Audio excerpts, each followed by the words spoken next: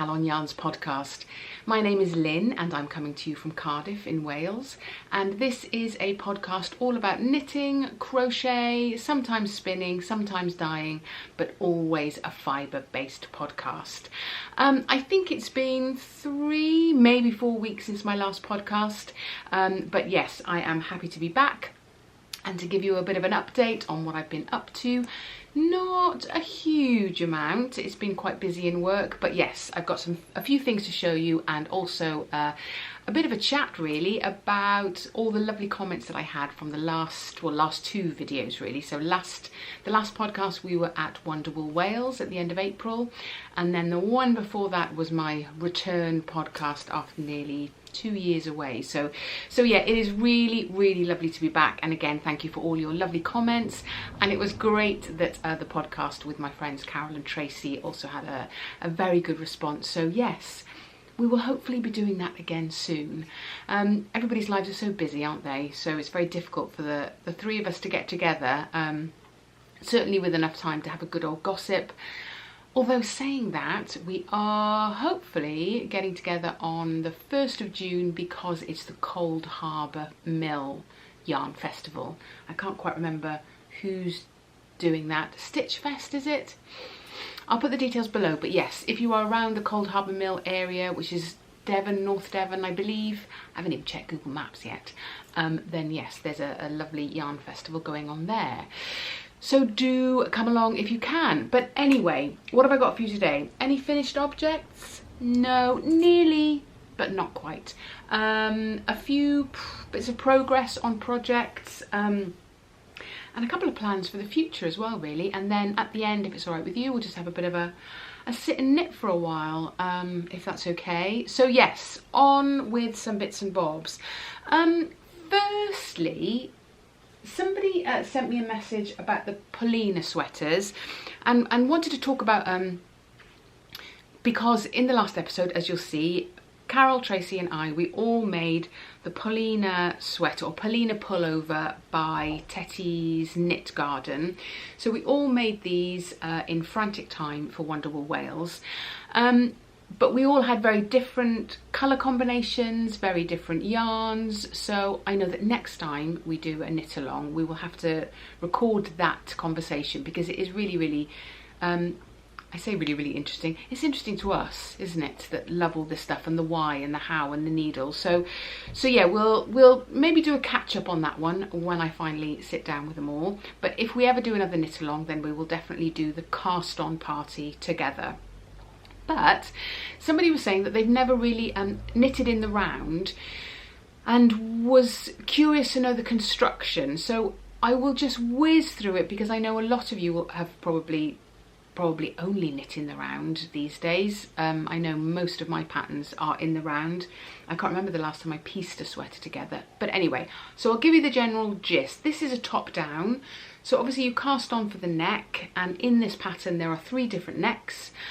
You come down a little way, then there are, I'm just checking I've got the way around. Yes, I have. Then there are short row increases at the back. So that just means that you've got a little bit extra room for the boubage at the front and for wide backs, etc. So it doesn't kind of rise up too much at the bottom. Yeah, so some short row shapings, and then you kind of go down and get to about here really before you start to think about the sleeves. And once you get to that bit, you put the sleeve stitches on a piece of scrap yarn, and then you carry on with the body. So you're kind of knitting the body in the round with a little bit of a gap here, with sleeves on, the sleeve stitches on a scrap yarn or on a stitch holder, whatever, as you continue the body.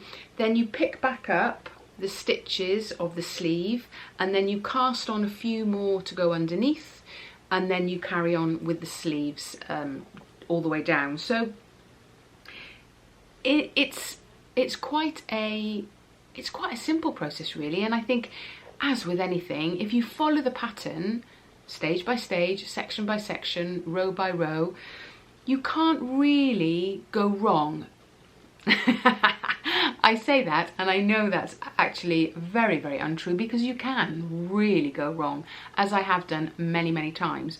But what I mean by that is, once you get the process in your head, then each pattern that's created in that way, and they follow a pretty similar route, as it were. So once you've done one, it kind of clicks and you understand what all the other patterns are trying to do. I prefer top down, if I'm honest, and why wouldn't I be? I prefer top down because you can kind of check the length, but bottom up, yeah, it's the same principle, but in reverse. I know, incredible stuff, huh? But yeah, so it is in sequences. So you do your yoke, you leave a gap, you carry on with the body, and then you come back, carry on, pick up and knit those stitches and create some more stitches for under the arm. So if you've never worked in that way, crack on, honestly, it'll be fine. These patterns are quite clear. Yeah, they mostly are. Who else? Patterns do I like? Jennifer Steingass, her patterns are really clear, and now I can't remember any other designers. I'll put a few below that have good solid patterns. So yes, have a go, have a go, have a go. What's the worst that can happen? You've got to unpick something, maybe lose a bit of yarn. It doesn't matter. Think of the hours of enjoyment that it brings you. So yes, new cast on as a 3, we will definitely do a cast on party, but that is such a lovely pattern. And Tetty's Knit Garden patterns, they're all beautiful, beautiful pieces of work. So that's that. So I can't say that I have finished that this week, because I finished that ages ago. So that's that one. However, last podcast, not Wonderwall, but the last podcast, I was looking at something that I had started a very long time ago, and was trying to work out where I'd got really in it. I'll put the details of the pattern below, because I did talk about it a bit more in the last but one, episode 62, because it's from the Shetland Wool journal. This one, beautiful, beautiful journals. So I had got to a place, I don't know where it was. Excuse if you can hear my washing machine ticking away in the background. We'll come to that in a second. Wow, exciting stuff. Yeah, so I had no idea where I was, so I took a moment to gather myself, to go through my notes, which made absolute sense at the time. Excuse the old Snapchat. Made absolute sense at the time, then came back to them, they did not. But I did manage to Sherlock myself, to be the detective and work out what I was trying to say. So I have got back on track. I'm just checking this isn't the family coming home. The house is quiet. It's never quiet, this house. And I was like, oh my gosh, everybody's gone out. It's a beautiful day. It's a bank holiday weekend, late May bank holiday weekend. It's absolutely gorgeous out there. I've done a bit of cleaning. I've sorted the loft. I thought, do you know what? I might be able to just sneak in a podcast. So here I am. Anyway, so the pattern involves steeks for the armholes. Good grief. Steeks for the neck. Good Lord, I've never done that before. So I came back, worked it out, and I have steeked the armholes, and I think I put a little short up of those, steeked the armholes. So now I have to pick up and knit, and I don't mind picking up and knitting actually. There's something quite nice and methodical about it, isn't there, to kind of get back on track to do the ribbed sleeves. It's a tank top, it's not a jumper, so it shouldn't take too long. So sleeves are done and ready to be picked up. I still have the neck to steek. Just kind of work it out now. Maybe I can show you. So with my steek, you can see there that difference in the pattern design. Let me get my face out of it. So here's the pattern and here's the pattern, and then these are the steeked stitches in the middle. So these are the extra stitches you add because you're going to cut up the middle. So you do a crochet. I always crochet steek. So you do a line of crochet either side, and then you cut down the middle, and these stitches then kind of curl back on themselves in order to create the opening then, and then you can pick up and create the ribbed neck, which will match into the patterns. So that's the theory. The process, oh, let's keep our fingers crossed.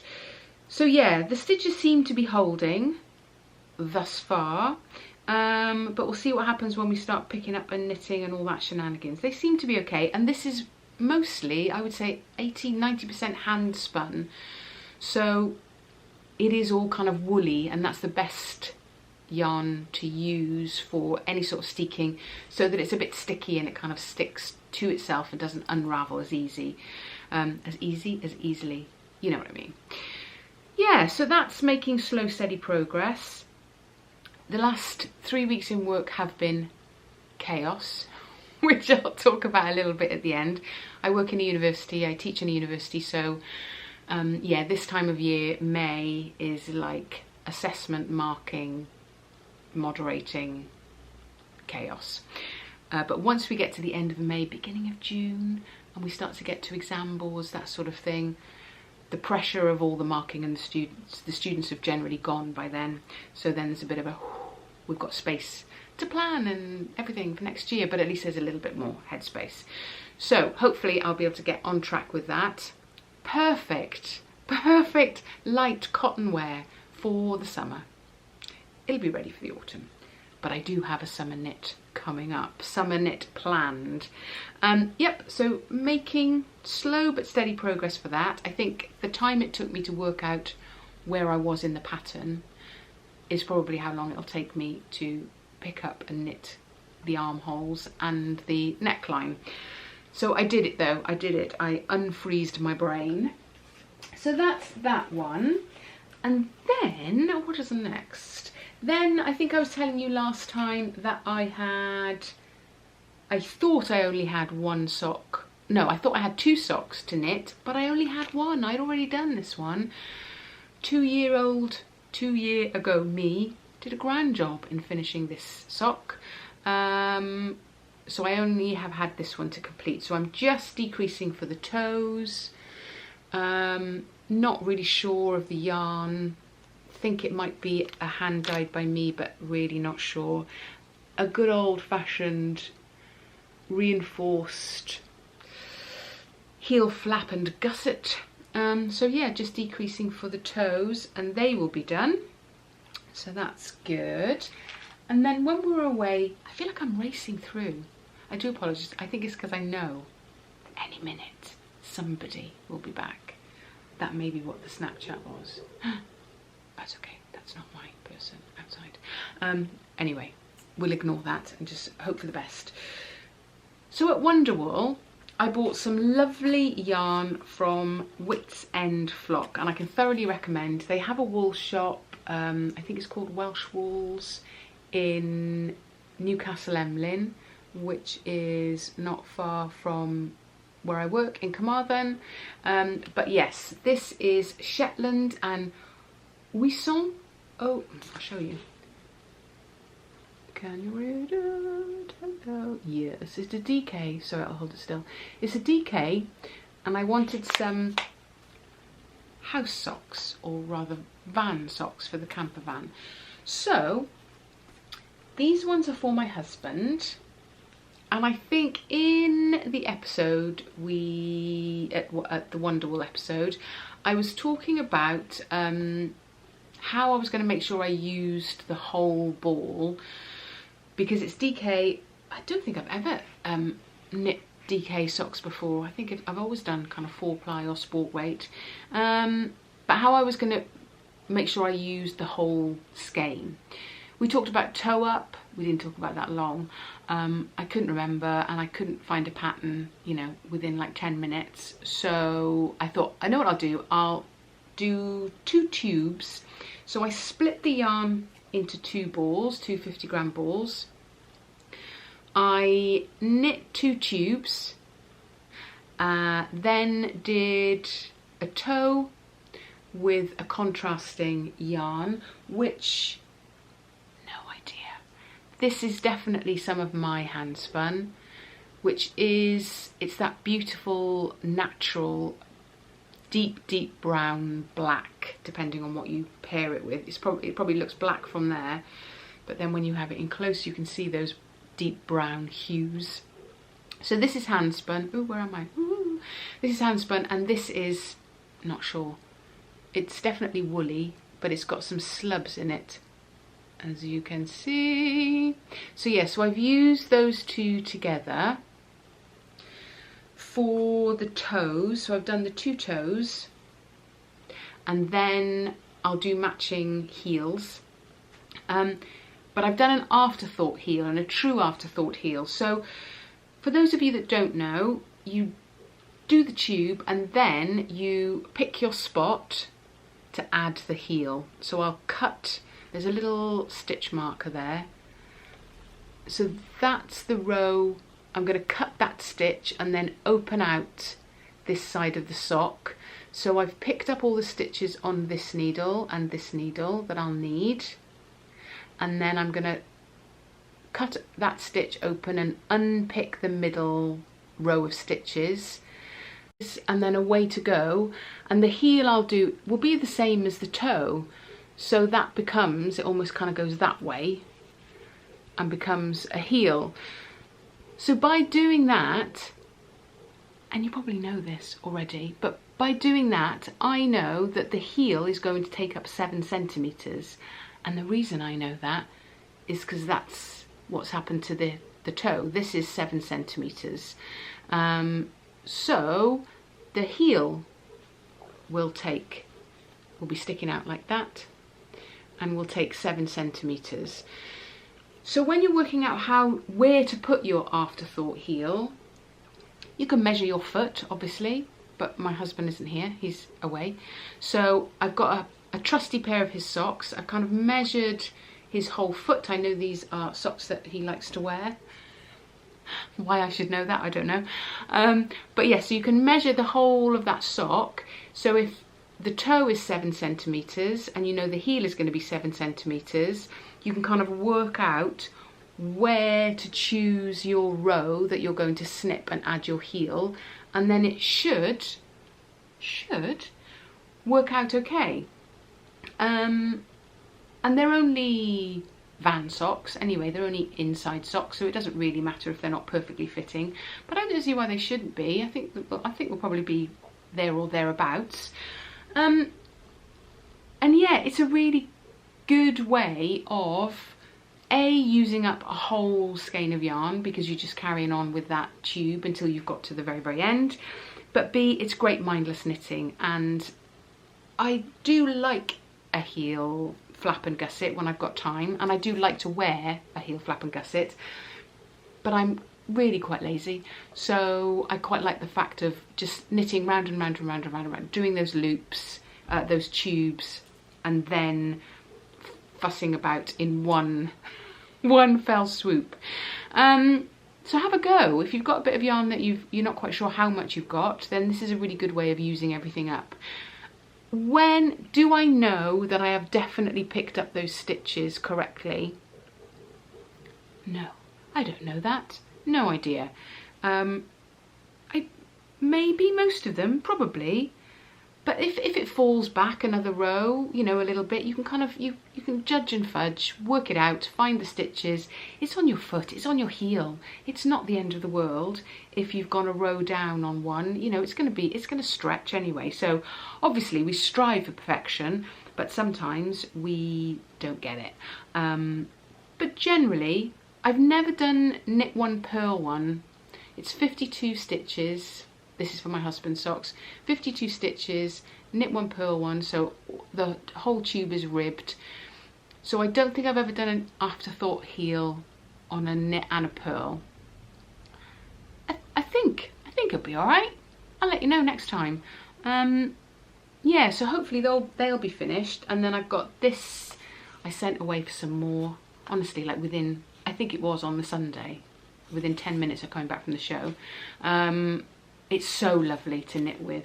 It feels woolly, but it doesn't feel scratchy at all.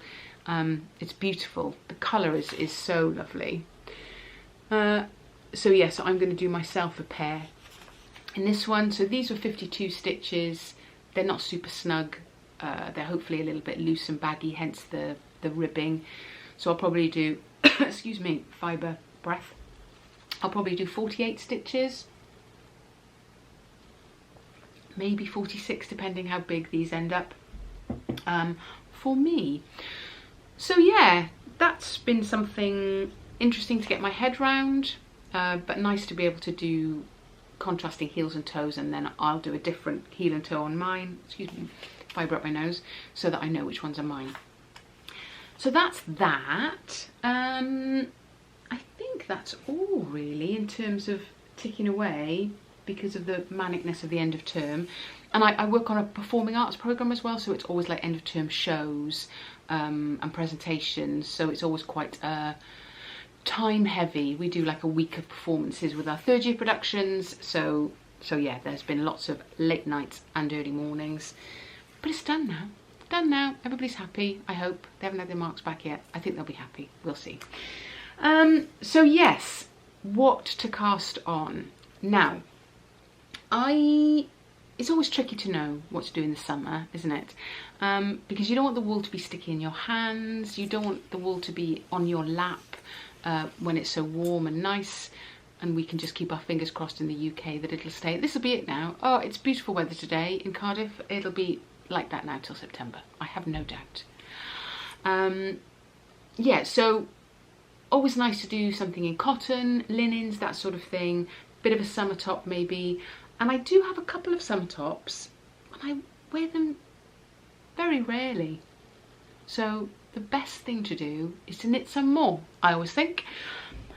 So I saw a lovely pattern from, let me check my phone, just on my Instagram feed. I did get it up on Ravelry. Caidree. It's gone now. Yeah, Caidree. It's definitely Caidree. Caidree. Follow her on Instagram and saw this pop up. It's called the Soho top. I'll put either a picture or the details below, or both. Who knows? And it's just a simple boat neck top, no sleeves. So it looks, I think it's knitted in the round. Starts with the straps and just knits down. But yeah, she has done hers in a fingering, in 2 strands of fingering, which essentially works out at a worsted weight on a 4mm needle. Oh, I should have said, sorry, my socks 3.75 and 2.25. Yeah, I think so. Yeah, so on a 4mm needle for the 2 strands of fingering or worsted weight. So I had a little deep dive in the old stash, and I found 2, 4, 6, I think I found 9 balls in my stash. 9 balls of Debbie Bliss Mia. Now I'm not sure if they even make this anymore, but it's a merino wool cotton blend, and it is beautiful. I've done quite a few bits and pieces in this. I've done a lot of blankets in it actually. I definitely did, yeah, I did a blanket for each of my children. Moll, I did theirs in this because I knew that they would know how to wash it. My son I did in Stylecraft because I knew that not only would he not know how to wash it, but probably wouldn't wash it while he was at university. So there we go. And I'm quite sure that I was proved right. Anyway, so it's a wool cotton, but it has a really lovely drape to it. It is so soft, but it still has that warmth. Somebody has arrived. One moment. It was. My son just arrived. He must have heard me having a go. Anyway, so what was I saying? Yeah, it's very soft, very cool, but also has a bit of warmth to it with the possibly cooler evenings that we may experience in the UK. So yeah, if you can still get it, you might be able to get it in like bargain bins and stuff, but it is really lovely.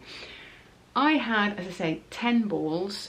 It needs 600 meters of worsted, 1200 meters of fingering, because obviously it's 2 strands together. I had in my stash 6 of one, what's it called, dye lot, and then the other 4 were of another dye lot. And you could actually see just a slight difference. They were slightly darker blue, I think, because I thought the balls were different even before I looked at the dye lots. So I should have enough of one dye lot to have a go at that. So that's my plan over this bank holiday weekend, is to cast that on, and we'll see how long that takes. So hopefully I'll give you a bit of an update on that next time, or on Instagram. Yeah, so that's probably all the projects and shenanigans. Yeah, I think it is really. So I wonder if you've got any summer knits. I know that's in Northern Hemisphere.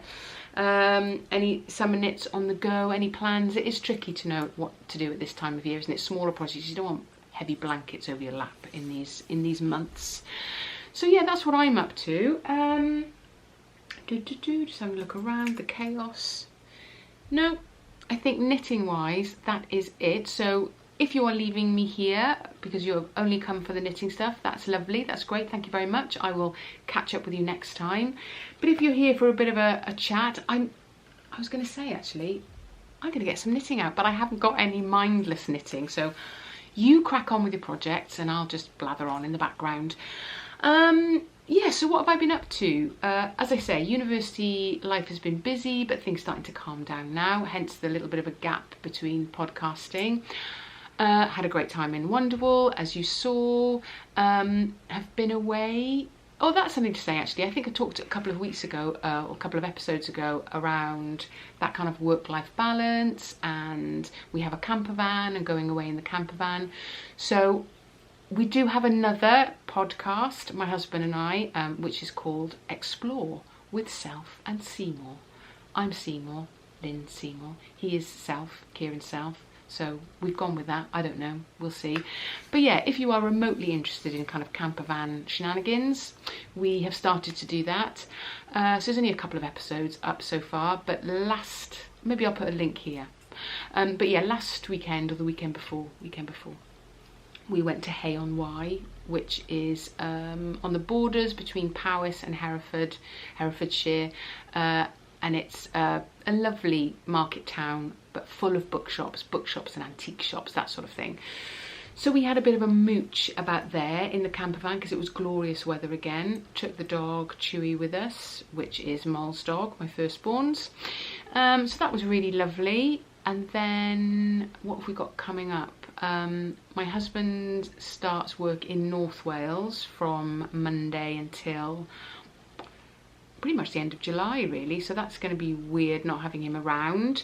So yes, if you have a look at the other podcasts, we have a very old camper van called Calon, but we are getting a new camper van because our old one, it's great and it's lovely, but it just doesn't go very far. And in terms of work-life balance and making sure we've got time to kind of grab moments around the edges, we've gone, right, okay, let us consider where we are with everything, get a newer camper van, so that we can be sure that we get places, so that we can be inspired to use it a bit more, get out and about a little bit more. So, and actually with Kieran being in North Wales, what it means is that I can go up in the camper van and spend a little time up there in Caidree, in Snowdonia and surrounding areas, so that'll be nice to explore up there. So hopefully, yeah, I might put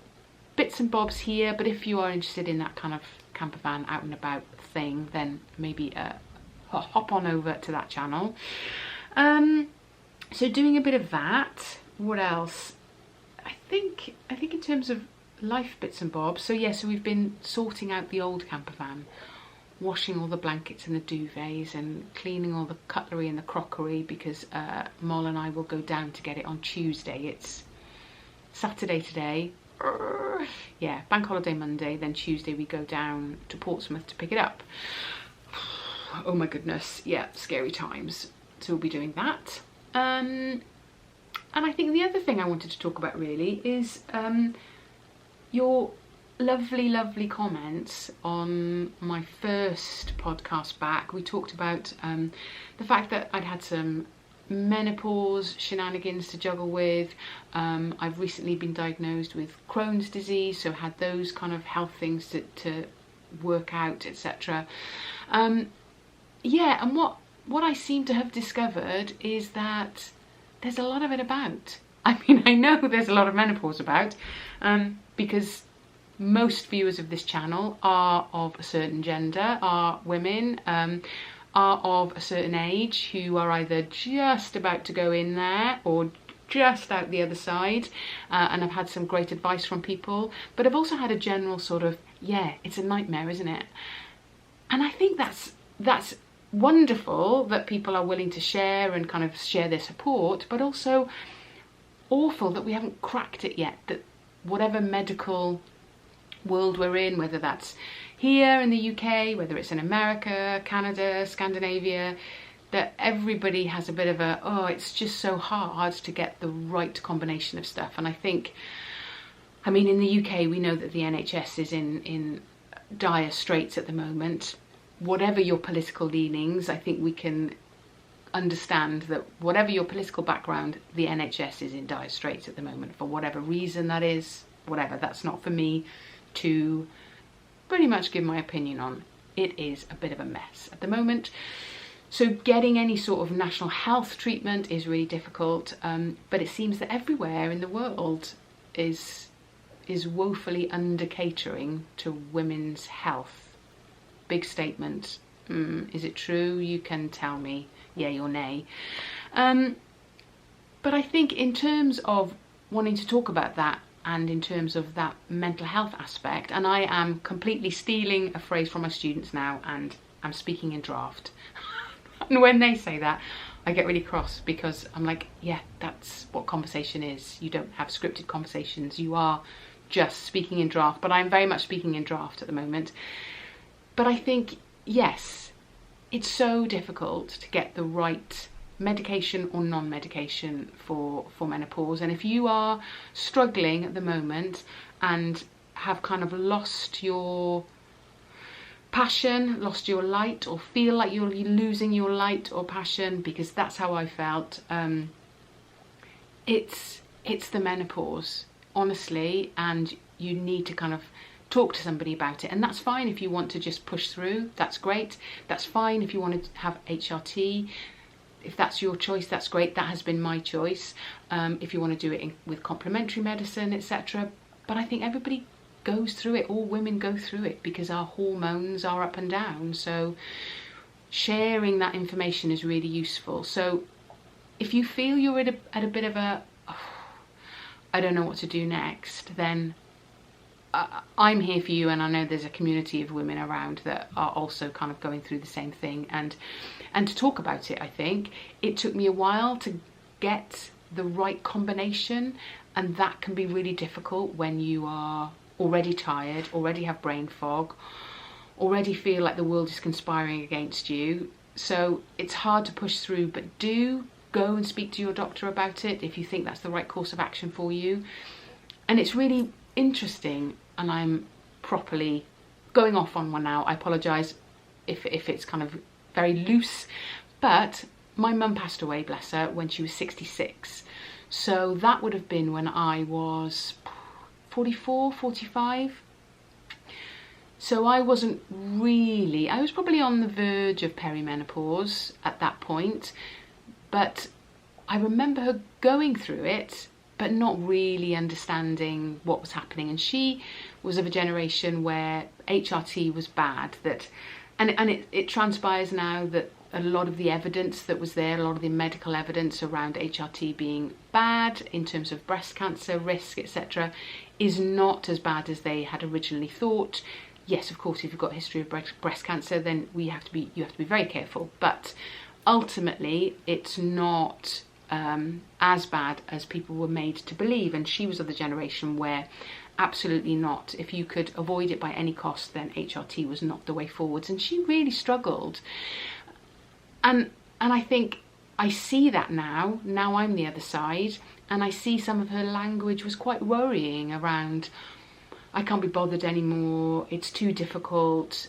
And I think now with a more mature brain, I would have really been more worried about that, about what she was actually saying and whether she was actually thinking about not wanting to be here anymore. So, and that's got a bit dark and a bit heavy, and I really apologise. But yeah, I think it's important to be said. Oh, I don't know, have I overstepped a mark? I don't know. I'm going to say it anyway, because I think it is important. That's also what menopause can do. And I think in my research and looking for combinations of HRT, what I could be on, what other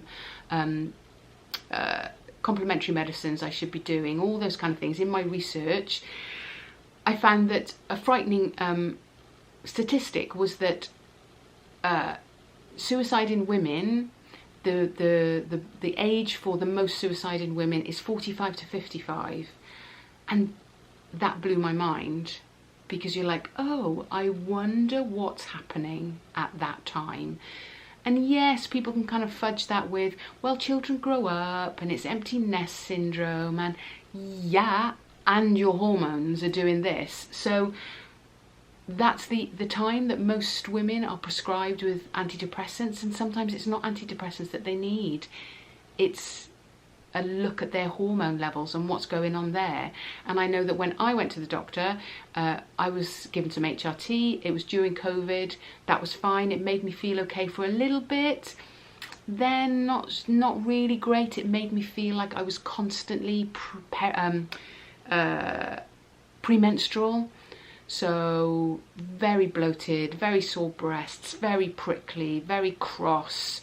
And when I went back to the doctor, they were like, well, you're on HRT, so... And I was like, no, it's either the type or the combination. I've done some reading up about it. And bless her, she wasn't very old, and that doesn't matter. But what was interesting was that she was like, but you're on HRT, so there's nothing, you're having it. Whereas obviously there's so many different combinations. And then she said, well, let's take your blood pressure and see where we are anyway. So because she'd made me quite cross at that point, because I felt like she wasn't listening to me, then when she took my blood pressure, strangely it was through the roof, and my blood pressure is generally very chill. So then she said, oh, well, your blood pressure is a bit high. Maybe we need to take you off the HRT that you're on at the moment. And at that point, I thought many things. And then, because I was so frustrated and so angry, the tears started to come. And then she said, okay, what else is going on? What else is happening? And I could see she was going down this elderly lady sat in front of me is depressed. That's what's happening. And I was like, don't you dare. Anyway, to cut a long story to ribbons, she made me go in the waiting room so I could calm down. And see if my blood pressure was better when I came back in. At this point, I didn't think it would be any better for quite some time. I don't know why I'm telling you this, but there we are. So yes, so I didn't get my HRT changed at that point, and it was still awful, but I did still manage to hang on to it. Anyway, so then I went into right overdrive. Did loads of research, and it turns out that the progesterone I was on can cause those symptoms in some people. So you do need progesterone, obviously, to balance out the estrogen, but this specific type can cause in some people this premenstrual feeling all the time. So I needed to change that. So I went back and said, look, I didn't say I don't need your nonsense. I just said, look, could you just check this information? I would really like to try this. I did. Happy days. All fine and dandy. Much better. A more a replica type of progesterone. Is it? I can't remember the actual name of it. But yes, it's not a synthetic type. Obviously, it is man-made. Anyway, it's a replica type. That was much better. And I'm saying this because that might be you. And if it's you, you're not going crazy. You might just need a different combo. But had that, but then was still feeling a little bit Oh. And it was like, you know when you get those helium balloon and on party day, they're up there on the ceiling, happy days, happy days. They are bouncy and they're full of fun and life. And then they slowly start to descend and get a little bit more wrinkly. And pretty soon they start to hit the floor. And that's how I felt. I felt like I needed more helium. That's what I felt like. But it wasn't that the combination of the estrogen or the progesterone. So I started to Google what that might be. And it turns out that it might be testosterone. Okay. So then I went back to the doctor and said, can I have a little go with this? And they said, oh no, we can't prescribe that. Hang on a second. Yes, they said, no, we can't prescribe that.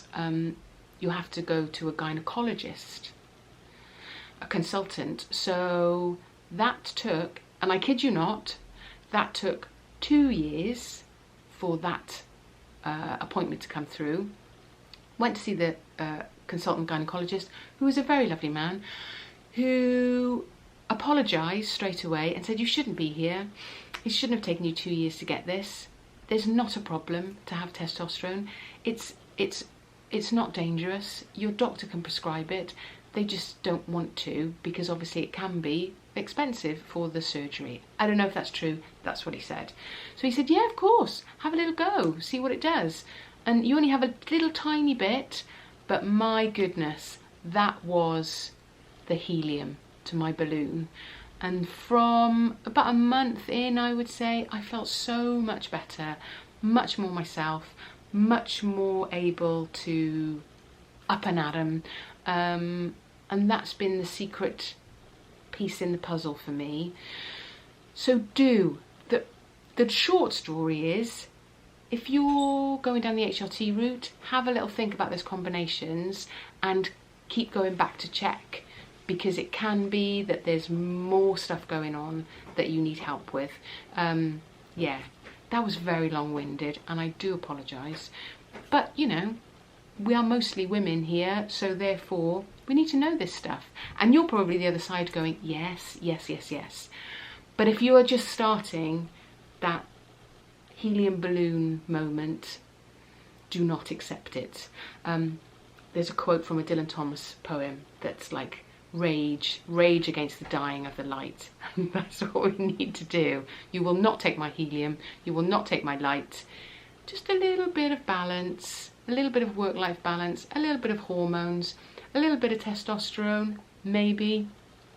I think I hopefully got a tube of testosterone that was like that kind of young, confident, man-spreading type of testosterone, not the slightly middle-aged, overweight, balding testosterone. That's how it feels anyway. So at the moment I feel great.